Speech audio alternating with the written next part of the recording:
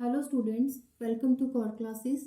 आज की video BCHCT 133 के यूनिट 3 जो स्टार्ट की हुई थी उसे हम आगे कर रहे हैं, जिसका टॉपिक है डायरेक्ट डिटर्मिनेशन। मतलब कि इंथैल्पी ऑफ फॉर्मेशन को किस तरह से डिटर्मिन कर सकते हैं। तो डायरेक्ट भी कर सकते हैं, इनडायरेक्ट भी कर सकते हैं। तो डायरेक्ट मेथड क्या है? ऐसे केसेस में क्या होता है कि जो कंपाउंड्स होते हैं, मतलब कि उनके एलिमेंट्स जो एलिमेंट्स होते हैं उनसे मिलके जो कंपाउंड बनते हैं वो जो रिएक्शंस होती हैं, वो फॉर्मेशन होती हैं। एक एपरेटस है, होता है कैलोरीमीटर। तो उसमें उस रिएक्शंस को करवाया जाता है, परफॉर्म करवाया जाता है। उस टाइम उसी कैलोरीमीटर से फिर उसी की हेल्प से मेजर कर लिया जाता है कि इंथैल्पी में कितना चेंज आया। तो ये मेथड हो जाता है डायरेक्ट मेथड, कि हमने एपरेटस यूज करा, उसमें रिएक्शंस परफॉर्म करी और हमने डायरेक्ट डिटर्मिन कर लिया कि इंथैल्पी ऑफ फॉर्मेशन कितना है, इंथैल्पी चेंज कितना है। In such cases, formation of compounds from its elements is carried out in a calorimeter and the enthalpy change for the reaction is directly measured. Examples की बात करें तो सबसे पहले एग्जाम्पल हम एक सिंपल एग्जाम्पल ले लेते हैं, फॉर्मेशन ऑफ कार्बन डाइऑक्साइड। तो कार्बन डाइऑक्साइड क्या होता है कि जो कार्बन है उसका सॉलिड फॉर्म, दो एलोट्रॉपिक फॉर्म होती हैं, डायमंड और ग्रेफाइट। अगर उसका ग्रेफाइट जो एलोट्रॉपिक फॉर्म है उसे यूज करा जाएगा in the presence of oxygen O2, तो क्या होगा? C+O2 giving CO2, carbon dioxide बनेगी। तो इस टाइम एंथैल्पी फॉर्मेशन कितना है? 393 + 5 किलो जूल पर मोल और पॉजिटिव में है। इसी तरह से अगर हम बात करें कि सल्फर की बहुत सारी एलोट्रॉपिक फॉर्म है, तो इनमें अगर रोहम्बिक जो उसकी फॉर्म है उसकी रिएक्शन फ्लोरीन के साथ करवाई जाएगी तो सल्फर हेक्साफ्लोराइड बनेगा, जिससे एनर्जी आपके सामने मिलेगी। पॉजिटिव में है और ये नेगेटिव में है। तो जनरली अगर हम बात करें तो ये रिएक्शंस ज़्यादा, ऐसे कंपाउंड्स बहुत ही कम होते हैं और जो कि हम डायरेक्टली जिनसे ये मेजर कर सकते हैं, डिटर्मिन कर सकते हैं कि एलिमेंट से कंपाउंड बने, तो ऐसे बहुत इनका नंबर बहुत कम है। तो ज़्यादातर जो रिएक्शंस होती हैं वो इनडायरेक्ट डिटर्मिनेशंस होती हैं उनकी। तो वो ज़्यादातर रिएक्शंस जो हैं वो इनडायरेक्ट मेथड से सॉल्व की जाती हैं। लेकिन जो इनडायरेक्ट डिटर्मिनेशन है उसके लिए कुछ लॉज होते हैं। एक फेमस लॉ है हेस लॉ। तो हेस लॉ यूज किया जाता है सब, तो इसीलिए हम सबसे पहले ये समझेंगे कि एक्चुअल में हेस लॉ है क्या। तो indirect determination of enthalpy of formation independent upon Hess law. This law states that the enthalpy change associated with a chemical reaction. अब कोई भी केमिकल रिएक्शन हो रही है, चाहे वो एक स्टेप में है चाहे वो मल्टीपल स्टेप्स में है, तो जब भी रिएक्टेंट से प्रोडक्ट बनते हैं उस टाइम इंथैल्पी में कितना चेंज आएगा ये तय होता है। मतलब कि जब भी एक स्टेप में, दो स्टेप में या फिर मल्टीपल स्टेप्स में रिएक्टेंट से प्रोडक्ट बनते हैं, इंथैल्पी में चेंज आएगा। ये बोलता है Hess law. This law states that the enthalpy change associated, chemical reaction के साथ इंथैल्पी चेंज एसोसिएटेड होता है और वो associated is the same. Enthalpy change associated with the chemical reaction is same. अब ये तो हमें पता है कि जब भी रिएक्टेंट से प्रोडक्ट बनते हैं एक स्टेप में, चाहे दो में, चाहे तीन स्टेप्स में बनते हैं, तो इंथैल्पी चेंज होती है। तो अगर एक ही रिएक्शन है, सपोज कीजिए एक रिएक्शन है, उससे एक स्टेप में करा गया, फिर उसे दो स्टेप में करा गया, फिर उसे तीन स्टेप्स में भी करा गया, तो एक स्टेप, दो स्टेप और तीन स्टेप या फिर मल्टीपल स्टेप में अगर उसी रिएक्शन को परफॉर्म किया गया है तो इंथैल्पी का जो चेंज आएगा वो सेम होगा। The value for enthalpy change would remain same. This law states that the enthalpy change associated with the chemical reaction is same whether it occurs in a single stage or in many stages. Example की बात करें, अब oxidation की बात करें, जो अभी हमने देखा था कि कार्बन की एक जो एलोट्रॉपिक फॉर्म है ग्रेफाइट वो ले लेते हैं, तो उसमें मॉलिक्यूलर ऑक्सीजन में, अब मॉलिक्यूलर ऑक्सीजन थी, इसे एटॉमिक बनाने के लिए यहाँ पे देखिए हाफ लगाया गया है, हाफ मोल। तो कार्बन की ग्रेफाइट फॉर्म और ऑक्सीजन की रिएक्शन करवाई गई है ताकि कार्बन मोनोऑक्साइड बन सके। तो रिएक्शन में जो इंथैल्पी में चेंज आया है वो आपके सामने ये वैल्यू आपको दिख रही है। उसके बाद ऑक्सीडेशन ऑफ कार्बन मोनोऑक्साइड, अब जो ये प्रोडक्ट बना है उसे दोबारा से फिर से उसकी ऑक्सीडेशन की गई। एक्चुअल में हम क्या कर रहे हैं, जो पहले रिएक्शन थी, एक कार्बन था, कार्बन को लिया गया था मॉलिक्यूलर ऑक्सीजन, तो हमारे पास आया था प्रोडक्ट में कार्बन डाइऑक्साइड, गैसियस फॉर्म, ये solid form, gas form, gaseous form, ठीक है। तो लेकिन इसे हम क्या करेंगे, एक स्टेप की बजाय मल्टीपल स्टेप या फिर 2 स्टेप में करते हैं। तो पहला स्टेप क्या है कि जो कार्बन है उसे उसका जो एटॉमिक जो है इसका हाफ मोल ऑफ ऑक्सीजन अगर इसके साथ रिएक्ट करवाएंगे तो कार्बन मोनोऑक्साइड बनेगा। ये तो हो गया फर्स्ट स्टेप। तो हमने नोट करी इसकी चेंज इन एंथैल्पी। उसके बाद अब एक स्टेप के बाद अब दूसरा स्टेप ये है कि कार्बन मोनोऑक्साइड की फिर से ऑक्सीडेशन करवाई जाए उसी तरह से, ताकि कार्बन डाइऑक्साइड बन सके। अब हमें फाइनल प्रोडक्ट मिला, लेकिन फाइनल प्रोडक्ट हमने कैसे परफॉर्म करवाया, 2 स्टेप्स में करवाया, और दोनों में अलग अलग आपको क्या मिल रही है, एंथैल्पी चेंज मिल रही है। अब हम क्या करेंगे, टोटल देखते हैं क्या जो अकॉर्डिंग टू हेस लॉ क्या वाकई में जो एंथैल्पी चेंज है वो सेम रहती है। क्योंकि अभी अभी आपने ऊपर एक एग्जांपल थी डायरेक्ट डिटर्मिनेशन में, आप वीडियो को रिवर्स करके देखिए कि वहाँ पे एंथैल्पी ऑफ फॉर्मेशन की वैल्यू क्या दी गई थी, आप वहाँ पे नोट करिए। अब उसी देखेंगे, उसी टोटल करके देखेंगे क्या वही वैल्यू हमें मिलती है या नहीं। तो ये जो 2 स्टेप्स हैं हम उसे क्या करेंगे, ऐड करेंगे। क्या करोगे, रिएक्टेंट्स के साथ ऐड हो जाएंगे, एरो के बाद प्रोडक्ट के साथ ऐड हो जाएंगे। अब ऐसे ऐड होंगे तो इसका मतलब क्या, उनकी एंथैल्पी वैल्यूज भी ऐसे ही ऐड होंगी। तो एंथैल्पी वैल्यूज भी हमने ऐसे ही ऐड कर दी। देखिए तो आपके सामने वैल्यू है -393.5 किलो जूल पर मोल। अगर इसी वैल्यू को आप, क्योंकि ये तो 2 स्टेप्स में वैल्यू आई है, अगर आप एक स्टेप्स में देखेंगे तो एक स्टेप में जो रिएक्शन परफॉर्म हुई थी उसकी वैल्यू भी वही है जो भी हमने काउंट करी है। तो इसका मतलब ये है कि हेस लॉ के अकॉर्डिंग ये जो हमने रिएक्शन एक स्टेप या 2 स्टेप में परफॉर्म करी है उसकी value change in enthalpy same आई है।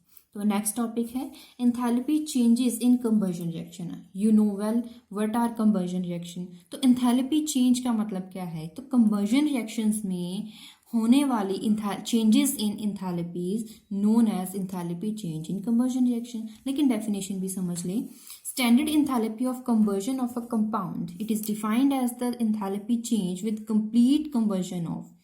एंथैल्पी कितनी चेंज होती है जब कंप्लीट कंबर्जन हो जाएगी, किसकी हो जाएगी, 1 mole of compound, 1 mole of compound. और कंबर्जन किसकी प्रेजेंस में, in the presence of sufficient oxygen under standard conditions.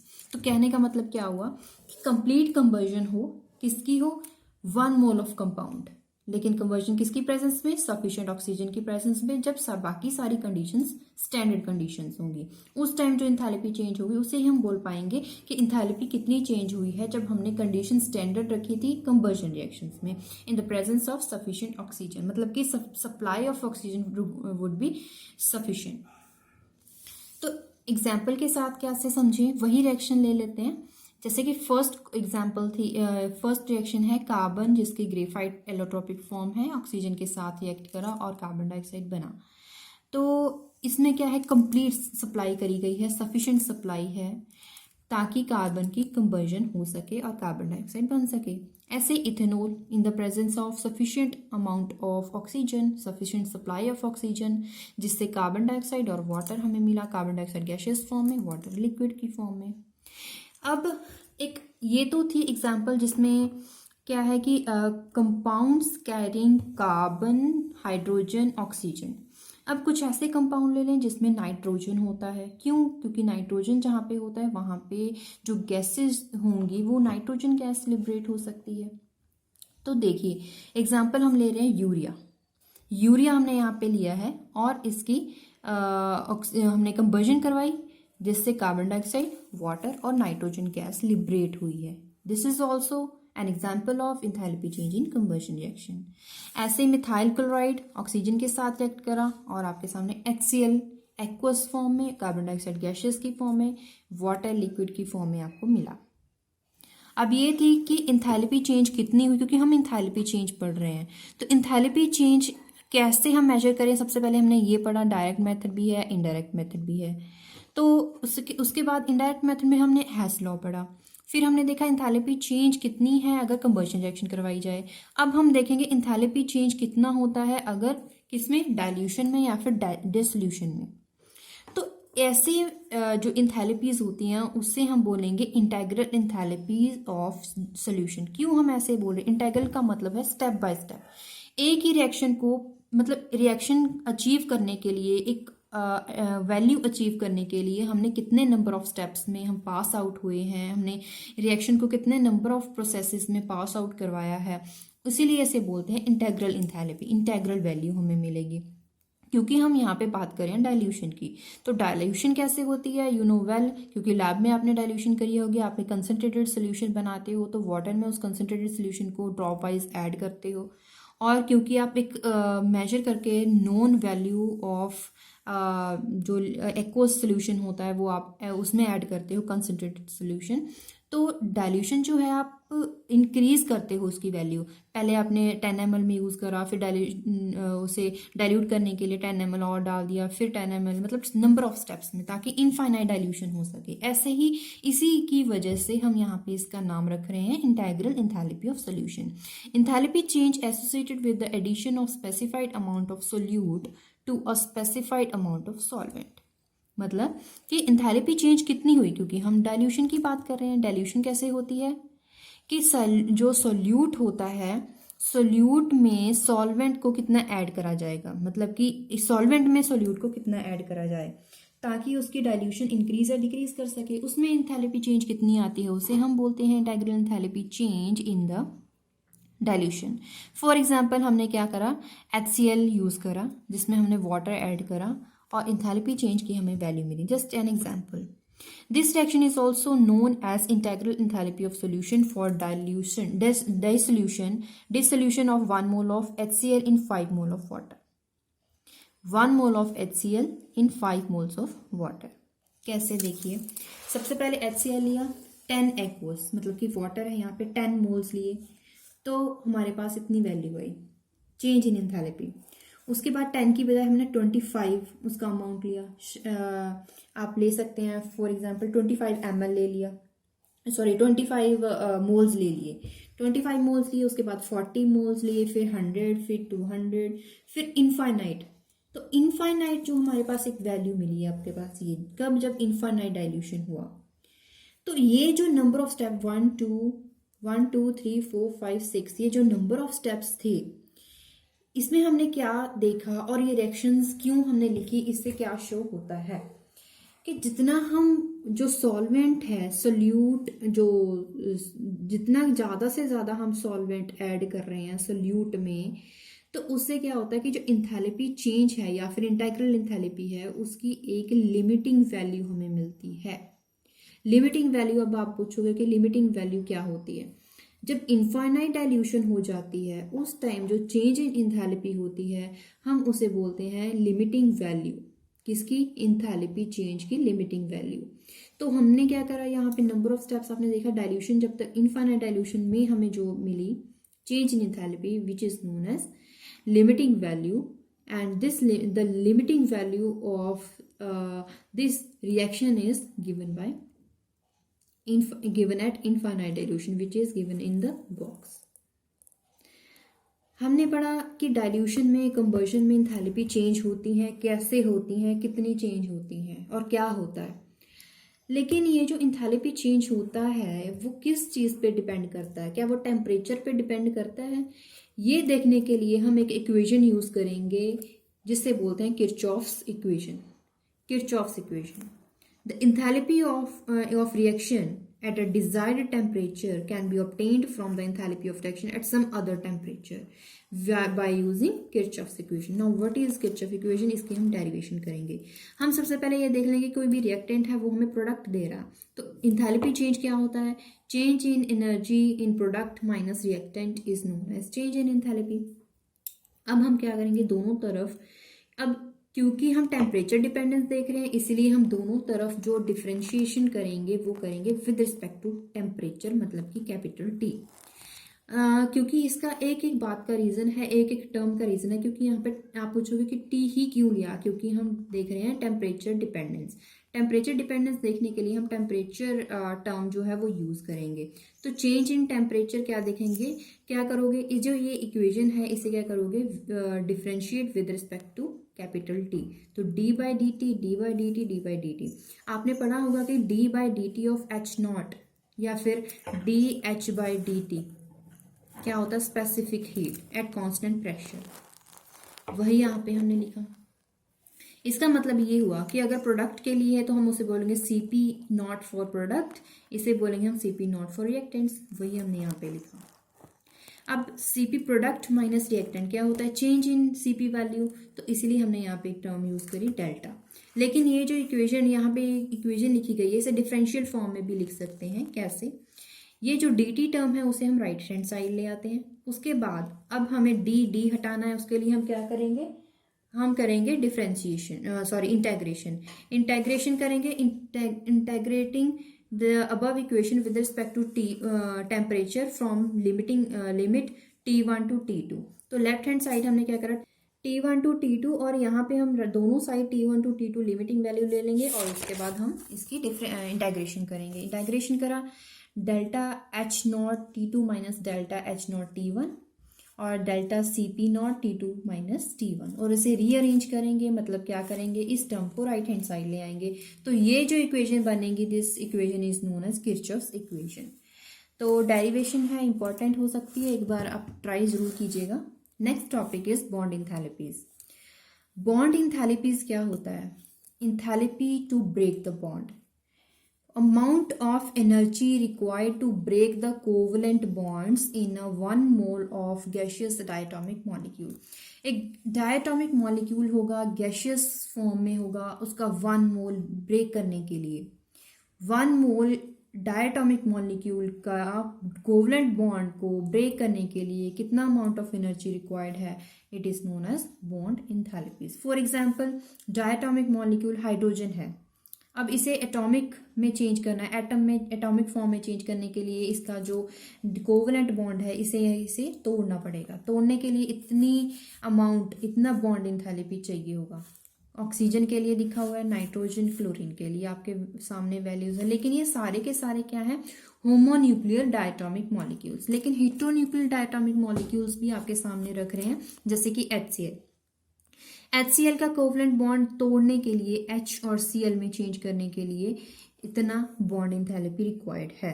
Dissociation of CH bond इन सभी कार्बन हाइड्रोजन बॉन्ड्स को तोड़ने के लिए कितनी एनर्जी चाहिए, वो सारी यहाँ पे लिखी हुई है बॉन्ड इंथैलेपीज। तो ये जस्ट एग्जांपल्स हैं बॉन्ड इंथैलेपी डेफिनेशन के साथ, क्योंकि अगर डेफिनेशन आती है तो आपको सबसे पहले इसकी डेफिनेशन और उसके बाद एग्जाम्पल्स दोनों जरूर देनी होंगी, चाहे आप 2 होमोन्यूक्लियर और 2 हेटेरोन्यूक्लियर डायटोमिक मॉलिक्यूल्स के लिए दे सकते हो। Each reaction represents the dissociation of CH bond but the energy required for them are different. सभी रिएक्शन में यही बताया गया है, इस सभी रिएक्शन में कि CH बॉन्ड को तोड़ा गया, लेकिन CH बॉन्ड तोड़ने के लिए तो CH बॉन्ड तो इस रिएक्शन में भी तोड़ा, इसमें भी और इसमें भी ब्रेक हुआ, लेकिन एक बॉन्ड इंथैलेपी सभी में डिफरेंट है। इस बात को नोट कीजिएगा, क्योंकि CH कार्बन के साथ 4 बॉन्ड्स हैं, इसके हाइड्रोजन बॉन्ड्स हैं। कार्बन की वैलेंसी भी 4 होती है, 4 होती है, तो इसके साथ 4 के 4 बॉन्ड है, तो स्टेबल फॉर्म में। तो स्टेबल फॉर्म में से बॉन्ड को डिस्टर्ब करना है, बॉन्ड को ब्रेक करना है, तो high amount of bond enthalpy is required. तो इसीलिए इसकी एनर्जी ज़्यादा है, आप देख सकते हैं। तो इसकी कम क्यों है, इसकी अभी यहाँ पे देखिए मिथाइल CH3 बॉन्ड, अब दूसरा एक बॉन्ड डिस्टर्ब कर दिया और दूसरा, और high amount of energy required. CH2 के लिए भी, लेकिन CH बॉन्ड अभी यहाँ पे सिर्फ और सिर्फ एक बॉन्ड है। अब ये ऑलरेडी इसके 3 बॉन्ड जा चुके हैं और ये पूरा जो बॉन्ड है पूरी तरह से वीक हो चुका है, तो इसलिए इस बाकी सभी एनर्जी में से ये वैल्यू कम होती है। Though all CH bond in methane are equal and dissociation energy are not the same, ये हम देख चुके हैं। Due to once a CH bond is dissociated the remaining species have different electronic distribution, क्योंकि बाकी सभी में इलेक्ट्रॉनिक डिस्ट्रीब्यूशन का डिफरेंस होता है। अगर इन सभी को वैल्यूज को ऐड करेंगे तो आपके पास ये रिएक्शन आएगी, और ये सारी की सारी वैल्यूज ऐड की हुई हैं बॉन्ड इंथैलेपीज की। Enthalpy of reaction from bond enthalpy, ये क्या होता है, energy need to break the chemical bond, energy releases to make new chemical bond, ये दोनों बातें हमें पता है। तो डेल्टा एच नॉट क्या होगा, टोटल एनर्जी इनपुट कितनी दी है और आउटपुट में कितनी मिली, तो दोनों का जो डिफरेंस होगा it is known as delta H naught, enthalpy of reaction from bond enthalpy. तो इसके बाद यहाँ तक टॉपिक खत्म हुआ। तो इसके बाद हम एक्सरसाइजेस करते हैं, जिसमें फर्स्ट क्वेश्चन है combustion of methane is given by CH4 + 2O2 और कार्बन डाइऑक्साइड और वाटर हमें मिला। तो आपको कैलकुलेट करना है एंथैल्पी ऑफ कंबर्जन। आपके सामने ये वैल्यूज दी गई हैं, लेकिन सबसे पहले आपको ये रिएक्शन आपके सामने दी गई है, तो आपको एंथैल्पी ऑफ फॉर्मेशन का पता होना चाहिए क्या होता है। तो प्रोडक्ट माइनस रिएक्टेंट होता है, तो प्रोडक्ट यहाँ पे देखिए, प्रोडक्ट लिखा CO2 प्लस यहाँ पे 2 के साथ मल्टीप्लाई करना है वैल्यू, क्यों, क्योंकि यहाँ पे नंबर ऑफ मोल्स का ध्यान रखना है। नंबर ऑफ मोल्स, यहाँ पे नंबर ऑफ मोल 1 है तो इसे 1 के साथ मल्टीप्लाई, नंबर ऑफ मोल 2 है तो नंबर ऑफ मोल 2 है। इसका मतलब जो इसकी वैल्यू होगी एंथैल्पी की, एंथैल्पी ऑफ फॉर्मेशन, उस वैल्यू को 2 के साथ मल्टीप्लाई करना पड़ेगा, माइनस रिएक्टेंट्स, रिएक्टेंट 2 है, एक मीथेन हो गया, एक ऑक्सीजन हो गया। देखिए यहाँ पे भी 2 के साथ मल्टीप्लाई, ये बात ध्यान रखिएगा। तो जस्ट आपको वैल्यू सब्स्टिट्यूट करनी है और कैलकुलेट करना है, एंथैल्पी ऑफ फॉर्मेशन मिल जाएगा। Thermochemical equation for the combustion of benzene given below, reaction फिर सामने है। The calculate the enthalpy of formation, फिर से वही प्रोडक्ट माइनस रिएक्टेंट करना है, लेकिन जो वैल्यू है इसकी वैल्यू CO2, इसकी वैल्यू को 12 के साथ मल्टीप्लाई, प्लस इस वैल्यू को प्लस करेंगे इस वैल्यू के साथ 6 के साथ मल्टीप्लाई करके, माइनस रिएक्टेंट की वैल्यूज। तो यहाँ पे इस वैल्यू को, जो जहाँ पे बेंजीन की वैल्यू होगी वहाँ 2 के साथ मल्टीप्लाई कीजिएगा, जहाँ पे ऑक्सीजन की वैल्यू होगी वहाँ पे आपको 5 के साथ मल्टीप्लाई करके फिर वैल्यू कैलकुलेट करनी है। तो नंबर ऑफ मोल्स का ध्यान रखना है। Determine the enthalpy of formation of methane from its elements using Hess law, अभी हेस लॉ यूज करना है। अभी enthalpy of formation of methane है, मीथेन को कैसे करेंगे, अब मीथेन है तो कार्बन की सबसे पहले हाइड्रोजन के साथ मीथेन, एक ये कंप्लीट रिएक्शन है। Combustion of reactant and the products, सबसे पहले क्या करा, कार्बन डाइऑक्साइड बना और दूसरी तरफ वाटर बनना है, कैसे, hydrogen plus half mole of oxygen, तो वाटर बना। दोनों की एनर्जी आपके सामने है, एंथैल्पी वैल्यू आपके सामने है। तो methane plus oxygen, carbon dioxide plus water बना, इसकी वैल्यू भी आपके सामने है। The formation reaction involves 1 mole of carbon and 2 mole of hydrogen, hydrogen plus oxygen, delta F H naught value आपके सामने। Need to get 1 mole of, लेकिन हमें क्या चाहिए कि 1 मोल ऑफ मीथेन चाहिए प्रोडक्ट में, 1 मोल ऑफ मीथेन चाहिए। तो क्या करोगे, कार्बन डाइऑक्साइड प्लस वाटर, ये रिएक्शन है, लेकिन अब क्या करोगे, जितनी भी रिएक्शंस अभी आपने 3 स्टेप्स में करी हैं, तीनों स्टेप्स को आप ऐड कर दो। ऐड करोगे तो उसके साथ साथ आपको जो सेम जो कंपाउंड्स हैं, सेम टर्म्स, वो कैंसिल आउट हो जाएंगी, तो आपके पास ये रिएक्शन बचेगी। इनमें कुछ कैंसिल आउट, क्योंकि ये सारी कैंसिल आउट हो रही है, कार्बन डाइऑक्साइड के साथ कैंसिल आउट हो रही है, वाटर के साथ कैंसिल आउट हो, तो सिर्फ आपके पास ये बचता है, ये 2 और ये। अब जैसे आपने इन वैल्यूज को ऐड करा, वैसे ही आपको न्यूमेरिकल वैल्यूज को ऐड करके आंसर निकालना है। Enthalpy change for the following reaction given by 131.28 kilojoule पर मोल, वो रिएक्शन आपके सामने। Calculate enthalpy change for the reaction at 100 degree Celsius, graphite, water, carbon monoxide, hydrogen के लिए वैल्यूज दी गई हैं। तो आपने क्या यूज करना है, जो आपने डेरिवेशन करी थी किरचॉफ्स इक्वेशन को यूज करके, तो वही आपने इक्वेशन यूज करी है। तो डेल्टा CP नॉट वैल्यू क्या है, प्रोडक्ट माइनस रिएक्टेंट्स, प्रोडक्ट की वैल्यू माइनस रिएक्टेंट की वैल्यू। अभी ये जो आपने वैल्यू निकाली है वो डेल्टा CP नॉट की क्यों निकाली, क्योंकि इस रिएक्शन में आपके पास ये वैल्यूज हैं ऑलरेडी, ये वैल्यू नहीं थी। इसे निकालने के लिए आपने किरचॉफ लॉ को यूज करा। तो यहाँ पे अब वैल्यू आपने जो निकाली है 15.83, वही आपने सब्स्टिट्यूट करी और आपके सामने आंसर आ गया। इसके बाद next question, predict the enthalpy of hydrogenation of ethene to ethane using these values. Values है और इथीन है, इथेन की अगर आप हाइड्रोजनेशन करवाओगे, इसका मतलब क्या होता है, एडिशन ऑफ हाइड्रोजन। एडिशन करवाते हैं तो हमेशा जो बॉन्ड होता है वो सिंगल बॉन्ड में कन्वर्ट होता है, ट्रिपल डबल में हो जाएगा, डबल जो है वो सिंगल बॉन्ड में कन्वर्ट होता है, क्योंकि हाइड्रोजन की एडिशन यहाँ दोनों तरफ होती है। तो जो बॉन्ड ब्रेक हुआ, 1 carbon carbon double bond break हुआ, एक ये, तभी सिंगल बना।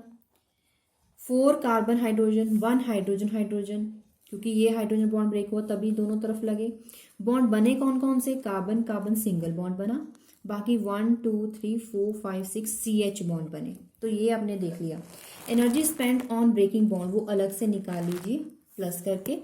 फॉर रिलीजिंग, रिलीज कब हुई, अब ब्रेकिंग बॉन्ड, अब मेकिंग बॉन्ड के लिए ये वैल्यू भी निकाल ली। क्यों निकाली, ताकि आप दोनों का माइनस कर सकें। ये सिर्फ आप डायरेक्ट भी कर सकते हैं, क्योंकि सभी वैल्यूज को ऐड प्रोडक्ट माइनस रिएक्टेंट भी कर सकते हैं, लेकिन यहाँ पे वैल्यूज ज़्यादा थी, न्यूमेरिकल वैल्यूज ज़्यादा थी, इसीलिए अलग अलग निकाला गया कि एंथैल्पी रिएक्टेंट के लिए अलग से निकाली, प्रोडक्ट के लिए अलग से निकाली, फिर क्या कर दिया, रिएक्टेंट माइनस प्रोडक्ट करके आंसर निकाल लिया। डेल्टा HR वैल्यू, क्योंकि ये वैल्यू जो है आपको दी गई है और माइनस करके आप काउंट कर सकते हैं। 2 molecules of alpha D glucose condense in an enzyme catalyze reaction to give a molecule of disaccharide maltose, reaction given by this। तो वैल्यूज भी दी गई हैं। 2 alpha D glucose जो है वो माल्टोज में कन्वर्ट हो रहा है, तो वही ग्लूकोज ऑक्सीजन की प्रेजेंस में कार्बन डाइऑक्साइड और हाइड्रोजन वाटर बना। फिर जो शुगर है, सॉरी माल्टोज, वो भी चेंज हुआ। अब इनमें कुछ टर्म्स को क्या करना है, कैंसिल आउट करना है। तो कैसे करा, इस जो फर्स्ट रिएक्शन है वहां पे आपने क्या करा, 2 के साथ मल्टीप्लाई। क्यों, ताकि यहाँ पे जो कार्बन डाइऑक्साइड है वो भी 12 हो सके। तो देखिए आपके सामने रिएक्शन आ गई। अब इसी रिएक्शन को इस रिएक्शन में माइनस करा। क्यों करा, ताकि ये जो टर्म है वो कैंसिल आउट हो जाए। देखिए कार्बन डाइऑक्साइड इस रिएक्शन में नहीं है, कैंसिल आउट हो गया, क्योंकि उसकी वैल्यू हमारे पास नहीं थी। तो वैल्यू हमने जैसे जैसे 2 के साथ मल्टीप्लाई करा तो इसकी वैल्यू को भी 2 के साथ मल्टीप्लाई करा, इसकी वैल्यू को, फिर इस रिएक्शन से माइनस करा, तो मैथमेटिकली भी वैसे न्यूमेरिकल वैल्यूज को भी माइनस करते जाइए। Thermochemical equation for combustion of ethanol, enthalpy of formation, कैसे, प्रोडक्ट माइनस रिएक्टेंट, बस वही करना है। वीडियो पॉज करके आप काउंट कर सकते हैं, अपने आप निकालिए, उसके बाद आंसर्स मैच करें। Standard enthalpy of formation nitrogen dioxide की है और कैलकुलेट करना है formation of nitrogen dioxide, CP value of oxygen, nitrogen dioxide, nitrogen की गिवन है। आपने क्या करा, क्योंकि CP वैल्यू की बात करें, calculate enthalpy of formation, CP value अगर आपको गिवन है तो इसका मतलब CP वैल्यू कहाँ पे होती है, जाओ आपने डेरिवेशन सॉल्व करी थी उसमें वैल्यू सब्स्टिट्यूट करी, आंसर निकाल लिया। इस वैल्यू को आपको इक्वेशन नंबर 1 में, क्यों, क्योंकि CP value, CP not value आपको नहीं दी गई थी। अब इसमें आप वैल्यू सब्स्टिट्यूट करें और डेल्टा H नॉट निकाल लें। तो इसी के साथ आज की वीडियो ख़त्म कर रहे हैं। अगर आपको वीडियो आपके लिए हेल्पफुल है तो इस वीडियो को लाइक कर दीजिएगा और क्लासमेट्स के साथ भी जरूर शेयर करिएगा। और अगर फर्स्ट टाइम वीडियो देख रहे हैं तो चैनल को सब्सक्राइब कर दीजिए और जल्दी ही विदाउट एनी डिले हम नेक्स्ट वीडियो भी अपलोड करेंगे। Keep watching channel core classes. Thank you.